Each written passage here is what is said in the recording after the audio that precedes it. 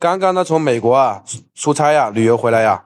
不吹也不黑说几句我的心里话，全部呢都是我的肺腑之言。去呢是出差去的，回来呢是没有什么带回来。说实话，美国的高楼大厦还真不如我们国内。我现在呢是在武汉的一个街头，可以看到到处都是高楼大厦林立的如雨后春笋般的拔地而起。但在美国那边呢，除了纽约、洛杉矶、硅谷、加州等地一些特别大的城市以外，还有他们的首都那个楼房比较高以外，其他的小地方真的是一点楼房都看不到。而且他们的房子你知道吗？是用那种木头做的，农村里面那种木头做的房子，根本那种承重或者是雨水一冲刷，很容易就腐蚀坏了，所以就看起来特别的旧看起来就感觉就不是同一个时代的产物，就感觉美国人还活在上个世纪一样的。除了他们的现代化城市，在他们地铁呢，说实话里面真的很旧很烂，到处漏水之类的。说实话，美国给我的印象是一个发达的国家，但是呢，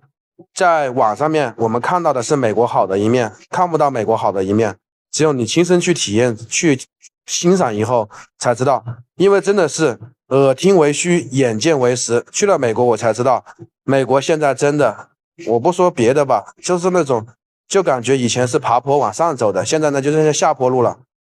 说实话，美国的现在的一个情况真的，还有美国那边的一个流浪汉真的是惊到我了。地铁里面的话全是流浪汉，在那里睡觉打地铺全部都是的。我不知道为什么，可能是美国出于人道主义吧，对流浪汉呢应该一个照顾。因为在美国的消费真的很贵，住酒店的话，网上最贵的就是平时的民宿什么之类的，可以达到1000美元，折合人民币7000块钱。就是过去旅游的话，可能是这样的效果。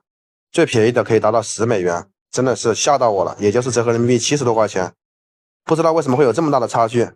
你看，在像武汉这边的高楼大厦特别多不光武汉的高楼大厦多我们国内很多2、3、4线城市高楼大厦也很多，高档小区也很多，马路上到处都是豪车之类的，真的是看到我眼花缭乱的。但在美国那边之后，我以为肯定因为美国嘛是那个经济实力还是比较强的，所以我觉得那边的房子什么之类的都是比较好的。没想到美国除了那几个城市以外，其他地方真不如我们国家的那个城市建设水平。美国的城市城建比较早，所以你能看到那些房子都很老很旧了。如果你去上海外滩看一下那些房子呢，就感觉有点那个旧了，就是那种老的历史洋房。如果不是这2年的重新的翻修把它保护一下，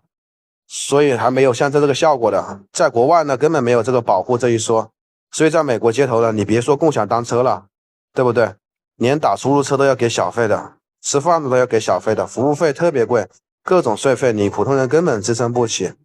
在那边呢开店的话，说实话开起来简单，但后期的费用把你给砸的要死。所以在美国那边干什么注册公司也好，开餐馆也好，然后自己能创业也好，都是很简单的，但是呢没有什么前期费用的，后面的费用真的把你给吓死。等于说你赚的钱至少要被吃走一半，给什么什么什么什么的各种扶贫的什么什么税费，反正各种杂七杂八的折损费。所以说在美国那边普通人没有什么钱的话，建议不要轻易过去，不然的话你多少钱都会败光。所以很多移民的过去的人偷渡过去人手上是没钱才变成流浪汉的。因为在美国那边呢，你看的是高楼大厦多那种写字楼纽约里面，但是根本容不了你一席之地。你想到那边呢找工作的话，前2年你语言不行的话根本找不到工作。你在国内的话，如果是一个顶级的医生专家或者是一个学者，到过去之后美国根本就不重视人才的。美国流浪汉当中也有很多是人才的，